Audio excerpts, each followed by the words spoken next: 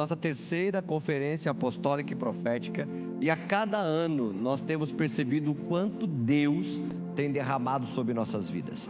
A conferência apostólica e profética é para aqueles que querem queimar, ter seu coração incendiado por mais do Senhor.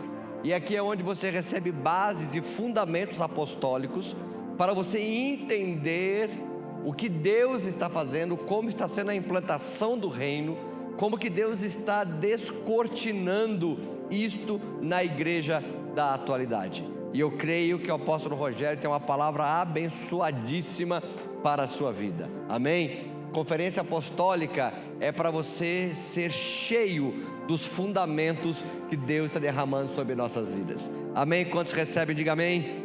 Estenda sua mão para cá. Pai amado, Pai querido, nós queremos te exaltar, te louvar e te bendizer. Usa de maneira sobrenatural a vida do apóstolo Rogério, Pai de amor, para que tudo que ele falar seja fundamental para nossas vidas, para o nosso crescimento, para o embasamento, Pai de amor, bíblico de tudo aquilo que o Senhor tem derramado e ministrado em nossos corações. Senhor, nós estamos aqui porque queremos nosso coração incendiado, e há uma fome no nosso espírito por mais de Ti. Assim nós abençoamos o Teu Filho, para que Ele seja o canal desta noite, para nos encher da Tua presença. Assim eu oro grato em o nome do Senhor Jesus, amém.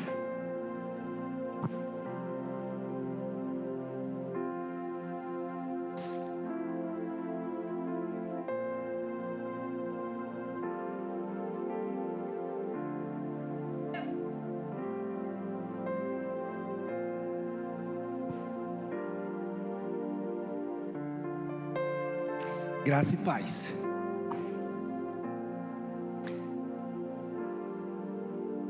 Sou eu sendo eu, né? Se não chorar, não vale. Mas eu quero compartilhar com vocês algumas coisas que eu tive meditando e pensando. Confesso para vocês que não foi fácil entender que era isso que Deus estava querendo. Até hoje de tarde eu ainda estava, com o esboço pronto, como diz a minha esposa, que é coisa rara. E eu, Senhor, é isso mesmo? Mas a oração que o Luiz fez testificou em mim que eu escutei direitinho. Amém?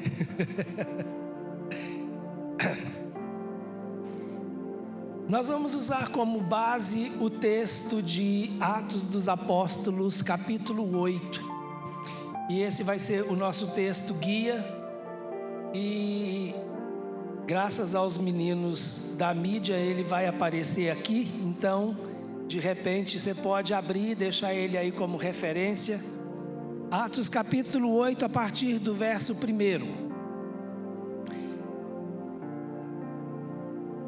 Quando nós pensamos na expansão do reino,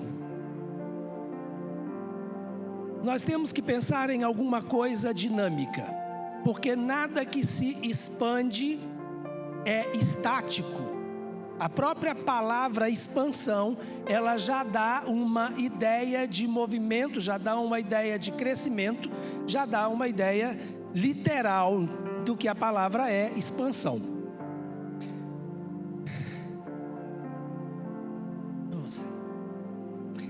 E Atos capítulo 8, nós temos uma visão muito interessante de como essa expansão do reino começou a ser estabelecida a partir da igreja primitiva. Nós temos algumas coisas interessantes que acontecem antes. Então, no capítulo 7, nós temos o primeiro mártir da igreja. Então, nós temos uma perseguição, e aí se estabelece o martírio de Estevão, e a partir do martírio de Estevão, onde vai surgir o personagem Saulo de Tarso. Então tudo está dentro desse contexto anterior ao capítulo 8. E todo o capítulo 8, então, ele vai se desenrolar a partir destes acontecimentos, que é a perseguição que a igreja começa a sofrer em Jerusalém, e até mesmo a figura de Paulo por trás dessa perseguição.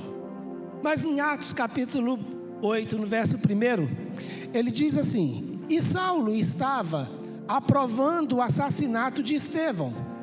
Daquele dia em diante, estabeleceu-se grande perseguição contra a igreja em Jerusalém. Agora presta atenção nisso. Todos, exceto os apóstolos, foram dispersos pelas regiões da Judéia e da Samaria. Todos, exceto os apóstolos, foram dispersos. E dispersos para onde? Para as regiões da Judéia e de Samaria. Para a gente entender a importância de Atos capítulo 8, verso 1, nós vamos em Atos capítulo 1, verso 8. Vamos lá, Atos 1, 8.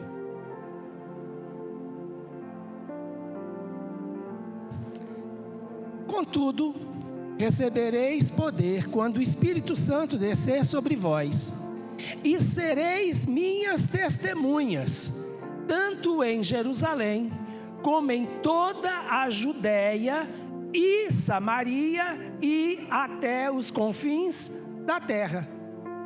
Quando eu penso no que está acontecendo em Atos capítulo 8, eu começo então a entender o que estava escrito em Atos capítulo 1, verso 8. Havia um direcionamento, havia uma rota de expansão. E é essa rota de expansão que foi estabelecida por Jesus no capítulo 1, ela começa agora a se mover no capítulo 8. Então, os dispersos, lá no capítulo 8, verso 1, foram para as regiões da Judéia e Samaria. E nós vamos ver daqui para frente que no capítulo 8 nós vamos ter os relampejos de que ela vai até os confins da terra. Uma coisa que nós vamos perceber nesse capítulo 8 são as duas coisas importantes para um processo de expansão. E entre os ministérios, os dois ministérios essenciais para esse movimento de expansão, creia, não é o profeta e o apostólico, é o evangelista e o apostólico. A expansão, ela começa a partir de um ímpeto evangelista. Por quê? Porque a expansão só vai acontecer a partir do momento em que a palavra é pregada. E aí, o texto seguinte, vamos lá em Atos capítulo 8, no verso 4. Meus colaboradores, aê! Esses meninos são 10, né? Eu trouxe a Bíblia só por garantia, a mesma versão que eles usam, mas eu quero que ela fique fechada. Amém? Ok, o que está escrito? Enquanto isso, os que haviam sido dispersos faziam o quê? Pregavam a palavra por onde quer que fossem. Eles estavam sendo dispersos, e sendo dispersos, eles pregavam a palavra aonde quer que fossem. Quando nós paramos para pensar nessa ideia de pregar a palavra onde quer que fossem, eles estão nada mais, nada menos do que trabalhando na expansão do reino. E quando a gente pensa nessa expansão do reino, a gente pensa na grande comissão, no imperativo da grande comissão. E foi muito interessante porque, acho que foi o Zezinho que falou um pouquinho a respeito disso na última mensagem dele, que o imperativo da grande comissão não é o ide. O imperativo da grande comissão é o fazei. Porque, na verdade, o texto, o ide, não está no imperativo. Está exatamente nessa visão de expansão que a gente tem em Atos 8, verso 4. Indo, eles pregavam. Quando foram, e à medida que foram, eles pregavam a palavra. E a tradução da Bíblia textual, ele traz isso de uma maneira muito clara. Ele diz assim na Bíblia textual: indo, pois, discipulai. Então, indo, pois. Então, quando você for, discipulai. O indo, pois, aí não é o imperativo, mas o discipulai é o imperativo. Então o imperativo é fazer discípulos à medida que você vai. E é exatamente isso que eles estão fazendo. Uma outra coisa interessante que nós temos que levar em consideração aqui nesse verso 4 do capítulo 8 é que eles pregavam a palavra. Então significa que eles tinham uma mensagem. Não é indo simplesmente,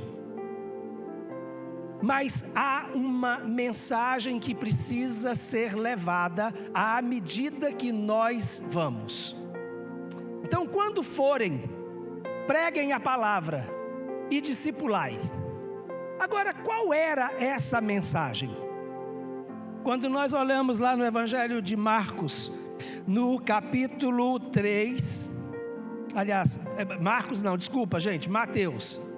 Mateus no capítulo 4, nós temos, capítulo 4, verso 23, nós temos João Batista. João Batista, ele surge, e João Batista surge com uma mensagem. João Batista, ele é o primeiro personagem com uma função apostólica dentro do Novo Testamento. Ele foi enviado, e ele foi enviado para preparar o caminho do Messias. E é exatamente esse o fundamento principal para o ministério apostólico. É ele ser enviado apostolicamente, e ser enviado apostolicamente para preparar o caminho para aquele que há de vir.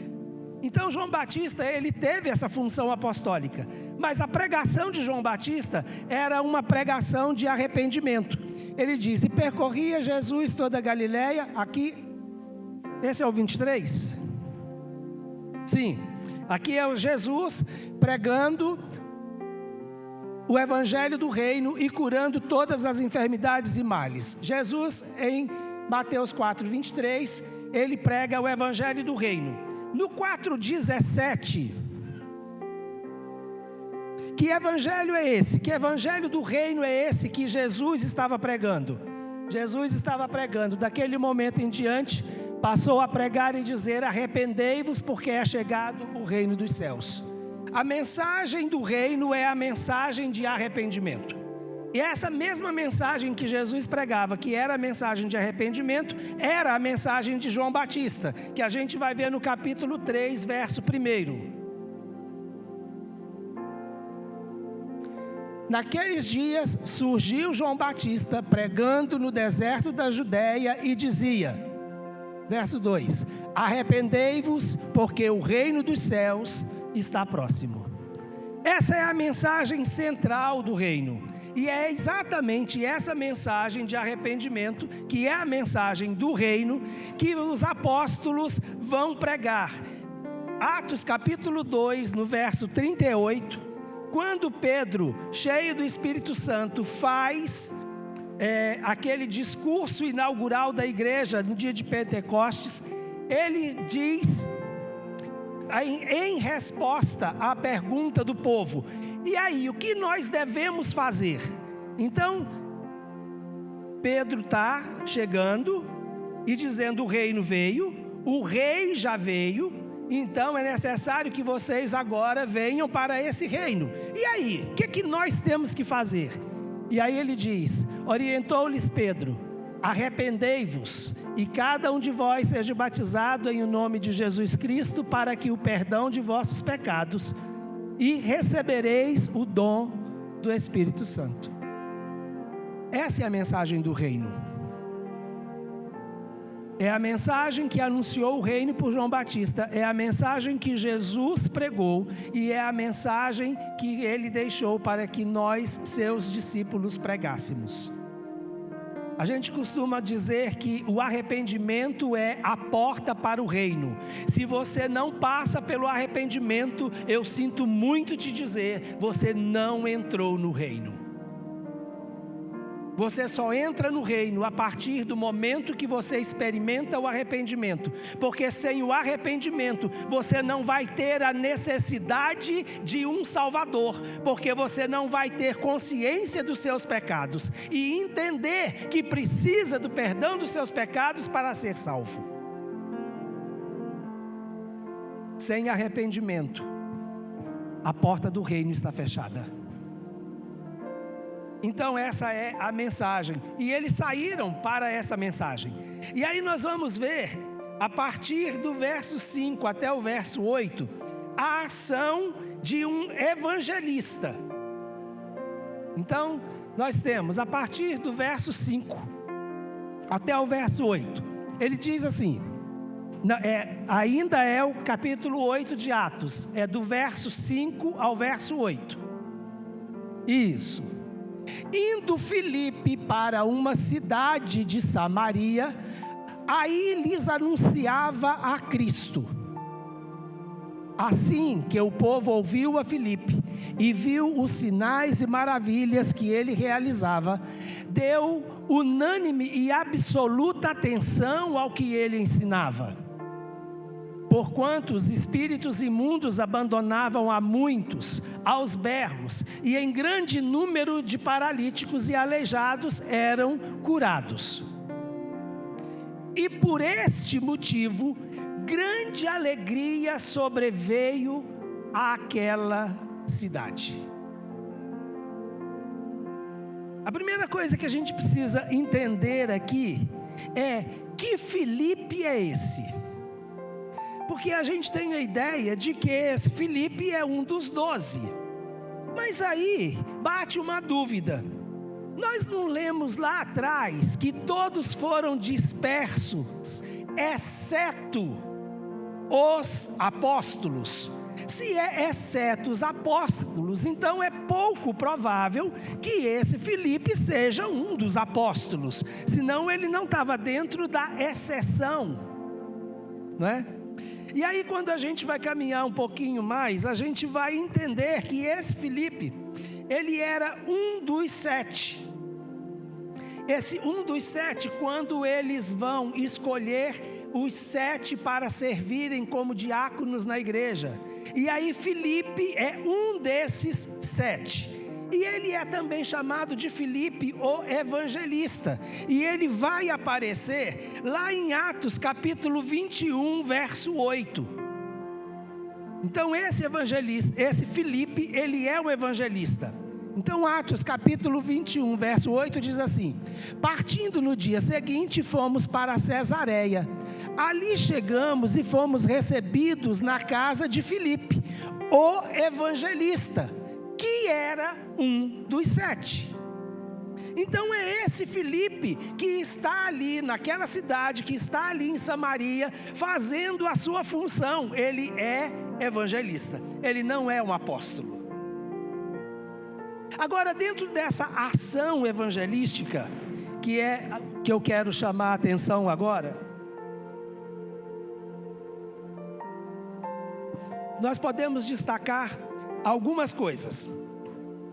Primeiro, o texto diz claramente, ele anunciava a quem? A Cristo. Filipe anunciava a Cristo. E essa é a mensagem central do Evangelho. Cristo.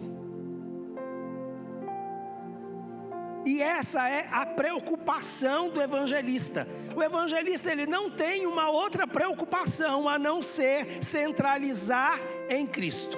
Ele pode dar voltas e voltas, mas a palavra dele vai ser sempre simples e direta.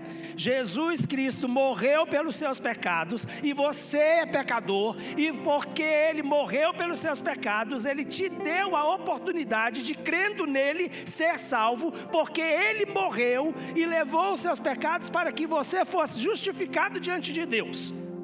Receba Jesus como seu Senhor e seu Salvador, e seja salvo, e tenha vida eterna, e entre para o reino.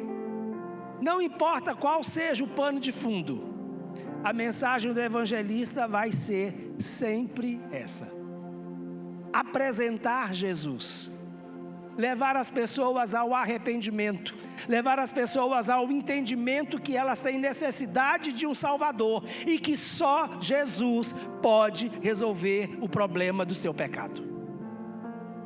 E essa era a fala de Tiago. O texto diz: e ele anunciava a Cristo. Agora, outra coisa interessante, e que muitas vezes nós deixamos e passamos despercebidos, e o texto diz assim: e eles, isto é, o povo, ouviu e viu. Há duas coisas interessantes nessa questão de ouvir e ver. Ouvir quando eu prego, e ver quando eu vivo. E se eu vivo o que prego, eu então estarei o quê? Discipulando.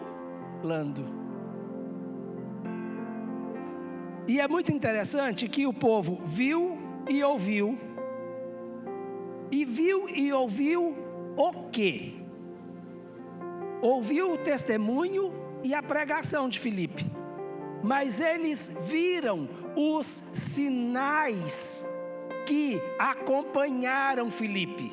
Eles viram os sinais que acompanharam aqueles que creem, aqueles que vão para pregar o evangelho. Então, o texto diz que muitos aleijados e coxos, eles eram curados e restaurados, que demônios eram expulsos. Então, Filipe vivia literalmente aquilo que o Senhor mandou ele fazer ao pregar o evangelho.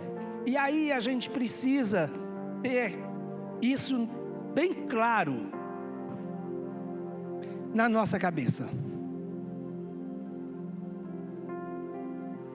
Sinais, maravilhas, prodígios, curas, expulsão de demônios, não é algo que deve ser exclusivo para aqueles que estão na igreja. Isso deve ser aquilo que os incrédulos precisam ver, para, junto com a palavra que eles ouvirem, passarem a crer. Milagres, libertação, prodígios no meio da igreja, não é para nós crentes. É para aquele que não conhece Jesus, que quando ouvir o evangelho de poder ver que o evangelho realmente tem poder. Uma igreja que se move e que se expande, ela precisa manifestar sinais e poder. Isso não é para gerar conforto para nós que sentamos aqui todos os cultos. Não, isso é para atrair o incrédulo, para que ele queira vir para cá e experimentar aquilo que só aqui ele pode encontrar. Agora, se ele não encontra isso aqui, ele vai procurar em outro lugar. Essa é a ordem primeira de Jesus: trazer aquele que está lá fora para dentro, é abrir a porta do reino para que ele possa entrar. E a porta do reino para ele entrar precisa ser atrativa. É ou não é, gente? A porta precisa ser atrativa. A gente já sabe que o caminho é estreito, que a porta é estreita, que o processo é arrependimento. Se a gente não tiver nenhum atrativo, ninguém entra não. Ai, vocês estão enganando os outros? Não. Porque aqui ele vai ouvir a verdade, ele vai ouvir o melhor para a vida dele. Amém? Só que enquanto ele está lá fora, ele acha que aqui não tem nada de bom para ele. Outra coisa que chama a atenção é que o povo, por ter ouvido e visto, lhe deu atenção. Filipe conseguiu reter a atenção daquele povo. E gente, essa é uma das coisas mais lindas do evangelista, a unção que o evangelista tem para reter a atenção momentânea do povo. Talvez porque a palavra de um evangelista normalmente é curta, fácil e simples e objetiva. Normalmente o evangelista não está preocupado em discussões, ele apresenta o evangelho e pronto. Mas aqui o povo lhe deu atenção, o povo parou. Por quê? Porque eles viram aquilo que estava sendo realizado através de Filipe.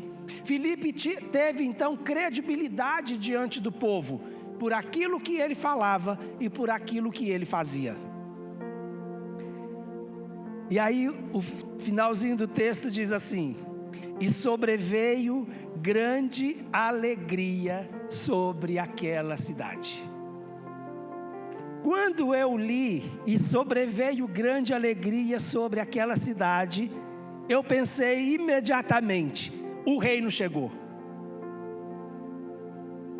Se houve alegria naquela cidade, significa que o reino de Deus chegou naquela cidade. Porque Paulo, quando escreve aos Romanos, ele diz claramente no capítulo 14, verso 17, que o reino de Deus não é de comida nem bebida, mas é de paz, alegria no Espírito Santo. Alegria. Então a alegria é uma evidência do reino. Se tem o reino de Deus, tem que ter alegria. E aqui o texto, ele ressalta esse detalhe. A cidade se alegrou. Então, se a cidade se alegrou, é porque o reino chegou ali. E aí, nós temos a função do evangelista. Pronta, realizada. Qual é a função? Pregar o evangelho, que as pessoas se convertam, que as pessoas vejam os sinais junto com a palavra que eles ouvem, que elas deem atenção e respondam a essa mensagem e que elas entrem para o reino e sintam alegria. Mas o capítulo 8 não acabou aí. Logo em seguida, nós vamos ver não a ação evangelística, mas agora a ação apostólica. O que vai acontecer logo em seguida? Eles mandam um comunicado para Jerusalém. Quem estava em Jerusalém? Os apóstolos. Manda um comunicado para os apóstolos em Jerusalém, daquilo que estava acontecendo em Samaria. E aí então eles se reúnem e resolvem mandar 2 dos apóstolos para aonde Filipe estava. Aí nós vamos ver a ação apostólica. Já foi estabelecido o reino, mas o reino precisa ser estabelecido sobre fundamentos. E a gente vai ver como isso é interessante aqui no capítulo 8. Capítulo 8, do verso 14 ao 23. Vamos ler? Verso 14. Então os apóstolos de Jerusalém, ouvindo que o povo de Samaria havia acolhido a palavra de Deus, enviaram para lá Pedro e João. Estes, assim que desceram até eles, oraram para que recebessem o Espírito Santo, porquanto o Espírito ainda não havia sido derramado sobre nenhum deles. Tinham apenas sido batizados em o nome do Senhor Jesus. Só um parênteses aqui. Batizados em o nome do Senhor Jesus, porque era o batismo de arrependimento. E essa é a ênfase do evangelista, levar as pessoas ao arrependimento. Tá certo? Aí, continuando. Sendo assim, à medida em que Pedro e João lhes impunham as mãos, recebiam estes o Espírito Santo. Observando Simão que o Espírito era concedido por meio da imposição das mãos dos apóstolos, ofereceu-lhes dinheiro, propondo: dai-me também a mim esse poder, para que a quem eu impuser as mãos ganhe o Espírito Santo. Diante disso, replicou-lhe Pedro: que o teu dinheiro siga contigo para a tua perdição, pois intentaste comprar por meio dele o dom gratuito de Deus. Tu não tens parceria nem porção nesse ministério, porque o teu coração não é honesto perante Deus. Arrepende-te, portanto, dessa tua malignidade e ora ao Senhor. É possível que te seja perdoada a intenção do teu coração. Verso 23. Pois vejo que estás cheio de amargura e atado pelos laços do pecado. É interessante porque esse Simão, ele aparece antes, no texto que nós pulamos do capítulo 8. Mas aqui já dá para entender quem era esse cara. Esse cara antes ele iludia o povo com artes mágicas e ele seduzia e trazia o povo para si e usava isso como uma forma de ganhar dinheiro, de ter prestígio. E inclusive o texto diz que quando Filipe chegou, esse Simão ouviu a palavra de Deus, creu e se arrependeu. E ficou perto de Filipe o tempo inteiro, ouvindo e vendo o que Filipe estava fazendo. Mas quando chega Pedro e João, a coisa muda. Porque agora, eles só impõem as mãos, e eles vão impondo as mãos, e as pessoas vão ficando cheias do Espírito Santo. E aí você já viu que alvoroço, né? Antes eles já estavam alegres, agora eles estão como quem estão embriagados. A cidade virou uma festa. E aí o que Simão quis? Eu quero também esse poder. E por que não? Não é? Estou pagando. Mas aí nós vamos ver o aspecto do agir apostólico. A primeira característica que nós vamos ver do movimento apostólico está no fato deles imporem as mãos e as pessoas receberem o Espírito Santo. O que isso representa? Os apóstolos são aqueles que estão com autoridade e unção para tirar as pessoas de um nível e levar para outro nível. É tirar do natural e passar para o sobrenatural. É a liberação do Espírito. Essa é a autoridade apostólica. Por quê? Porque isso é o fundamento da igreja. Não existe igreja sem o Espírito Santo. Então, o Espírito Santo tem que ser o fundamento da igreja. Tem que estar sendo liberado através daquele que estabelece fundamento. E quem estabelece fundamento é o apóstolo e profeta.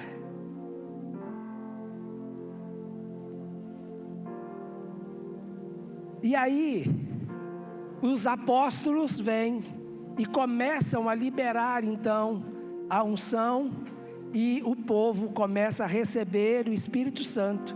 E aqueles que já tinham sido batizados em o nome de Jesus, agora eles são batizados pelo Espírito Santo de Deus.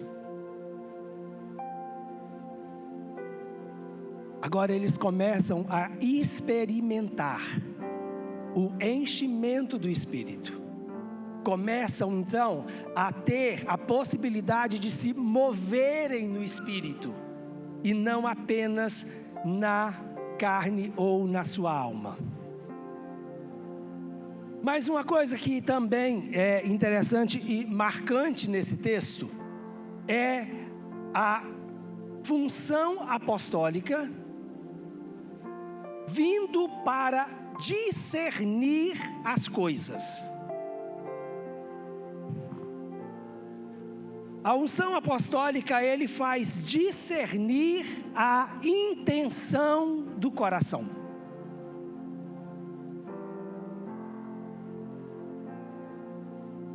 Deu para entender isso? Quando Simão chega e fala para Pedro, então ele toma uma posição radical. Sai para lá com seu dinheiro. O reino de Deus não é comida nem bebida. O reino de Deus não é dinheiro. Seu dinheiro não serve para absolutamente nada aqui. É exatamente a visão e o posicionamento apostólico que vai garantir que a igreja não se corrompa. Uau!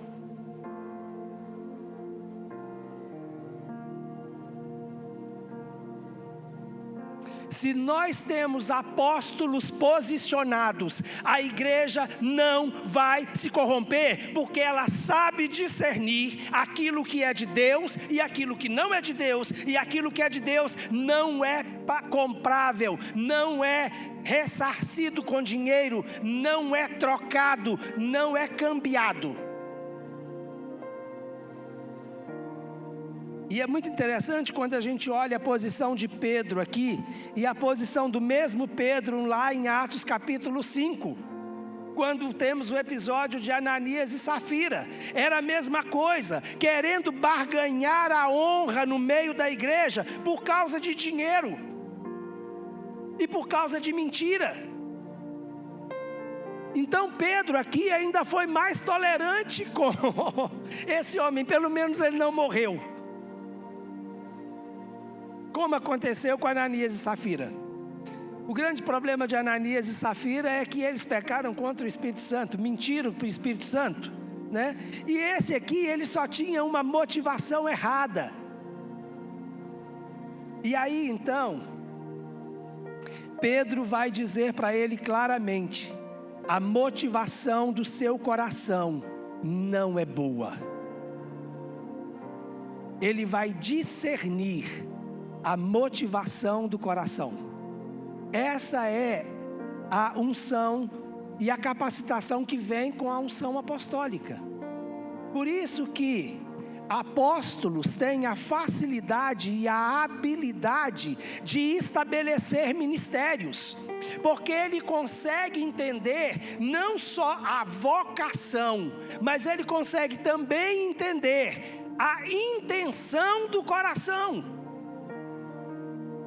E quando se discerne a intenção do coração e a vocação, e se os dois estão alinhados, então libera, porque ali vai dar certo.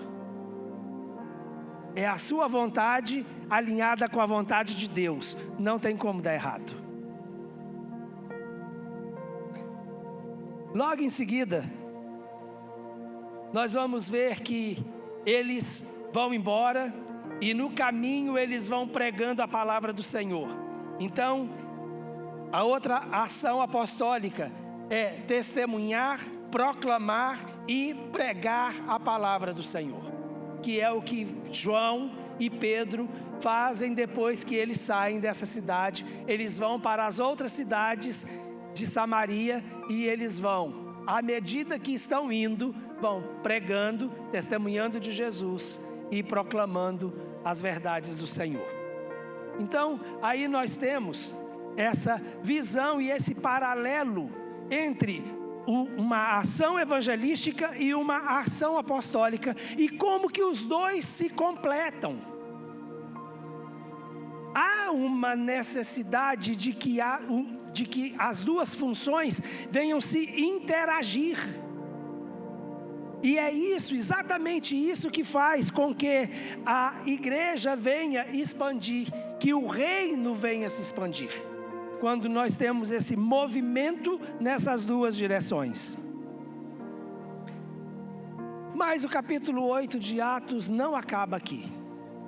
Ainda tem uma coisa interessante que acontece no capítulo 8 de Marcos, com esse mesmo Filipe.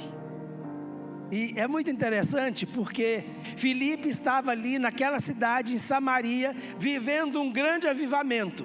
Certo ou errado? Certo. Um grande avivamento. De repente Filipe poderia só virar e falar assim: então agora vamos esticar as nossas tendas e ficar aqui, porque o povo está se convertendo, e porque o povo está se convertendo é um sinal de Deus de que esse lugar é o lugar que Deus tem para mim. Sucesso no ministério não é garantia de que você está no lugar certo.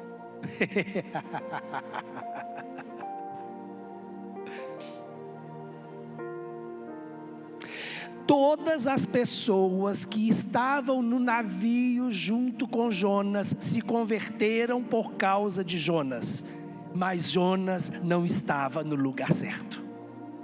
O lugar de Jonas era em Nínive. Ele teve um ministério extremamente frutífero, 100% de conversão. Mesmo assim, ali ainda não era o seu lugar. Aquilo foi só o atalho que ele criou. Mas voltando para o texto, de repente, Filipe está lá, num avivamento tremendo, todo mundo se convertendo, todo mundo sendo curado, todos os demônios sendo expulsos, e aí vem o Espírito de Deus e fala: sai daqui e vai para o deserto. Tem ninguém no deserto.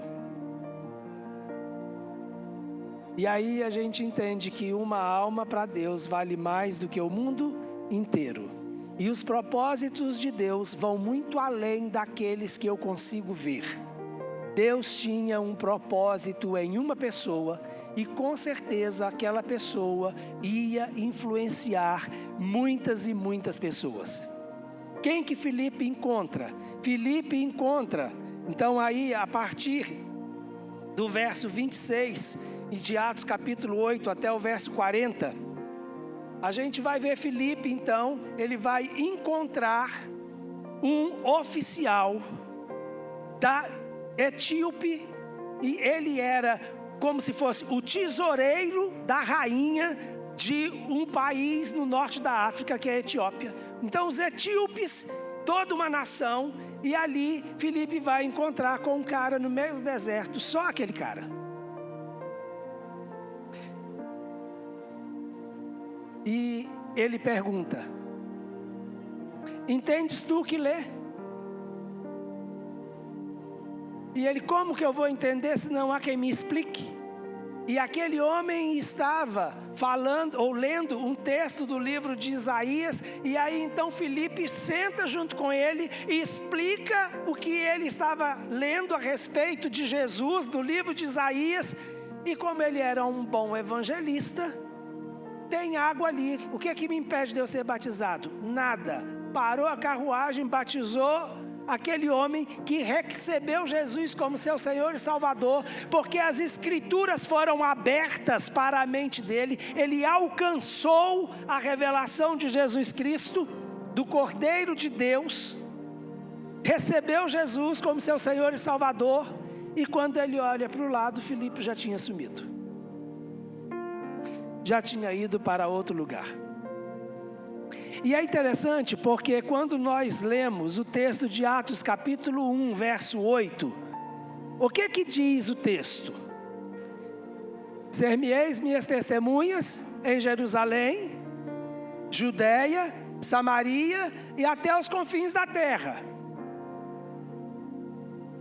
Filipe já estava em Samaria. E de Samaria ele já é levado para começar um processo de evangelização para um cara que fazia parte de uma nação africana, que não tinha nada a ver mais com o contexto de Israel, indicando até os confins da terra. Então, a evangelização chegando até os confins da terra. E o capítulo 8 ele termina assim, com essa história magnífica daquele empregado ou daquele servo da rainha se convertendo. Mas logo em seguida nós já temos a conversão de Paulo no capítulo 9. E no capítulo 10, aquilo que o Senhor faz através de Pedro na casa de Cornélio, estabelecendo a evangelização para os gentios. Por quê? Porque é até os confins da terra. Amém? Amém. Diante dessa palavra, o que a gente faz? Se nós estamos vivenciando uma experiência apostólica, o que os apóstolos fizeram no capítulo 8?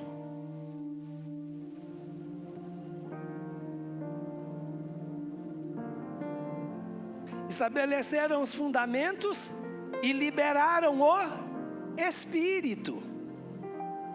Liberaram o Espírito Santo. E é isso que eu creio que o Senhor quer que a gente faça aqui.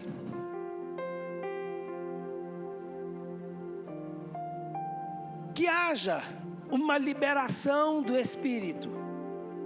E aquele que já foi batizado no Espírito Santo, que ele seja renovado e restaurado com uma unção de entendimento e de discernimento, e que ele possa sondar o seu coração,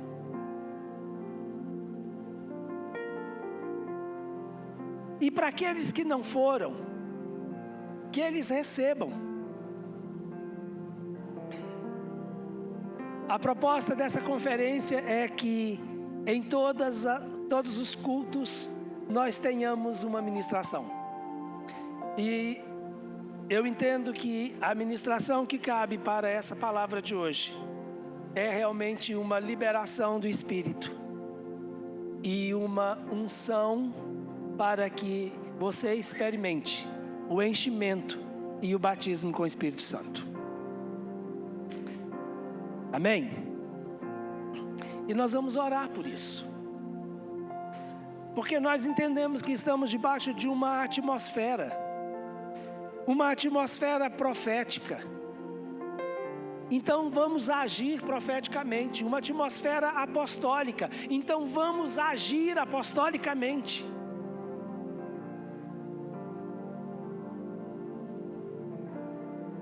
Eu gostaria que você que não foi batizado ainda com o Espírito Santo, ou que já foi batizado com o Espírito Santo, mas entende que há uma necessidade de um fluir maior, para que os dons do Espírito venham ser manifestados sobre a sua vida, que você venha aqui à frente. Nós vamos orar por você, nós vamos impor as mãos sobre você, e liberar que esse batismo venha sobre você, que esse fogo do Senhor venha sobre a sua vida, que essa unção do Senhor venha sobre você, que seja liberado sobre você os dons do Espírito, o fluir do Espírito, a alegria do Senhor, porque o reino é um reino de alegria. A paz do Senhor, porque o reino é um reino de paz.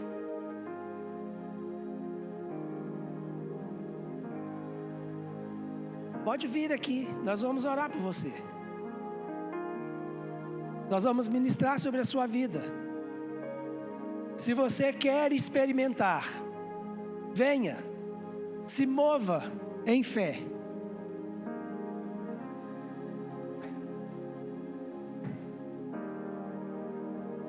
se mova em fé.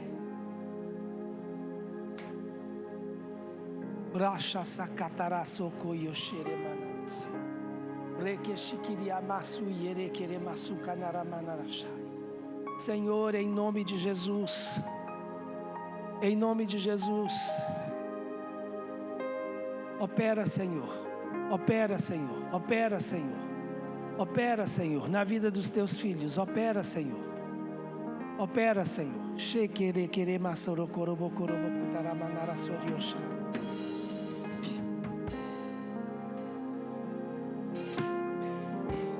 Senhor, em nome de Jesus, nós cremos que estamos debaixo da atmosfera que o Senhor preparou para nós nesta noite.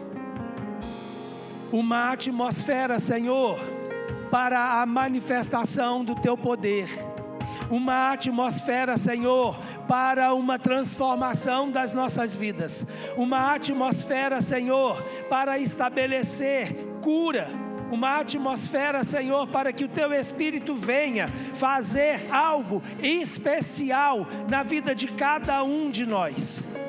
Então, Senhor, em nome de Jesus, que venha o Teu mover, que venha o Teu mover, Espírito Santo, que venha o Teu mover, Espírito Santo. A Tua palavra diz, Senhor, que o Espírito do Senhor o envolveu, o cobriu. E assim, Senhor, quando isso foi dito a Maria, foi algo novo gerado em Maria. Assim, Senhor, que algo novo seja gerado agora na vida dos Teus filhos. Que o Senhor venha, Pai, em nome de Jesus, envolvê-los em nome de Jesus. Senhor, em nome de Jesus, que haja, Senhor, em nome de Jesus, a liberação do Senhor, em nome de Jesus. Quantos foram abençoados essa noite? Olha para o teu irmão e diga assim: foi só a primeira noite. Amém? Glória a Deus.